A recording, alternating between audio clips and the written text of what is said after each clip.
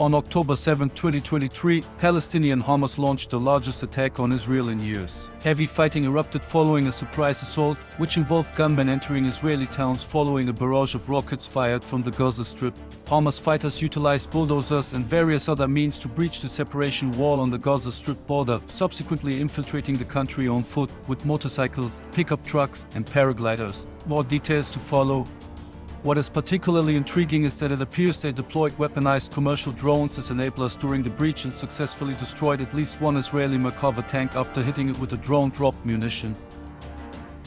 Also, static defense positions were disabled by using drone-dropped explosives. The attack caught the Israeli military with such surprise that Hamas fighters were able to storm the Erez military base and capture a batch of heavy Israeli military equipment, including at least one Merkava tank and a number of APCs. Here, we can observe helmet camera footage of the assault. The faces of the Hamas fighters are all blurred. This is because of their fear of the Israeli Mossad, which is considered one of the world's most capable intelligence services. However, the likelihood of their identities being uncovered is quite high, given the methods Mossad is known to employ in intelligence gathering.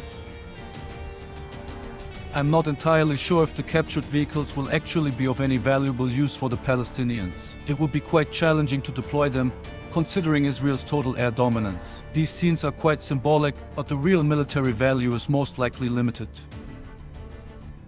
The attack, however, can be seen as a pretty surprising, bold, and aggressive move. This is evident through the use of gliders for air assault. While these scenes here are from a training exercise, they also deployed them under real conditions, and it appears to have been successful, at least judging by the footage and the fact the Israeli military did not saw this coming.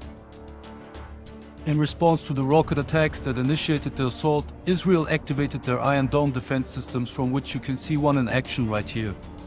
After the initial shock subsided, Israel launched military Operation Iron Swords in response and deployed troops to support the Israeli police engaged in gun battles with Hamas militants. Additionally, aircraft began conducting strikes in Gaza and on the infiltrators.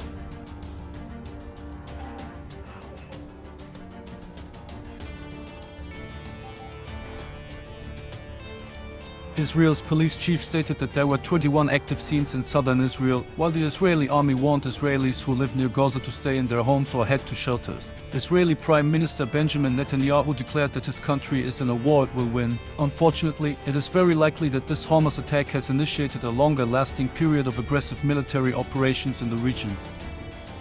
Especially Iran's undeniable involvement in the attacks is concerning here. I do not know to what extent drones were used in the attack, but it seems that the ones that were deployed were quite successful in enabling the breach. I believe the mere possibility of Iran supplying Hamas or Hezbollah with more drones in the future, especially in the face of a longer-lasting Israeli military operation, is something Israel will not accept so lightly. In the end, the potential for escalation is always there in the region, so we have to wait and observe.